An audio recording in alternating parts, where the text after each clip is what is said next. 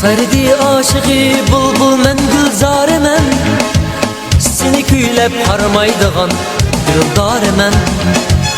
Meni o'tda kuydirsan o pervane kabi, ey müşteri seni suygan xushtar men. Müşteri, müşteri, müşteri,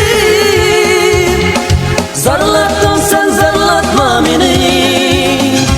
Müşteri, müşteri, müşteri, zarlattın sen zarlatma beni.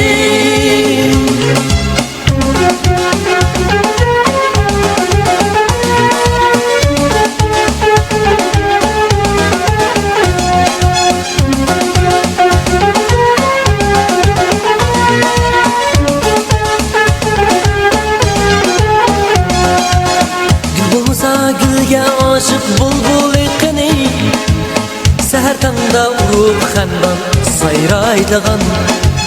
Müşteridek yayri turup tamlar at kuchen, ishqi o'tida barmu inson kuymaydigan.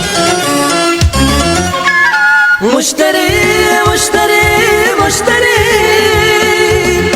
zarlattın sen zarlatma beni. Müşteri, müşteri, müşteri, zarlattın sen zarlatma beni.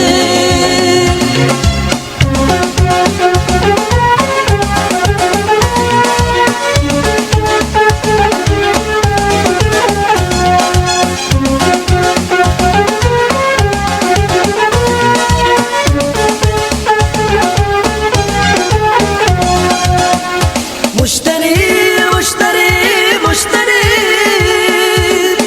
zarlattın sen zarlatma beni. Müşteri, müşteri, müşteri,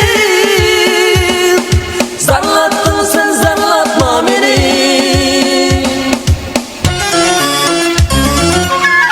Müşteri, müşteri, müşteri,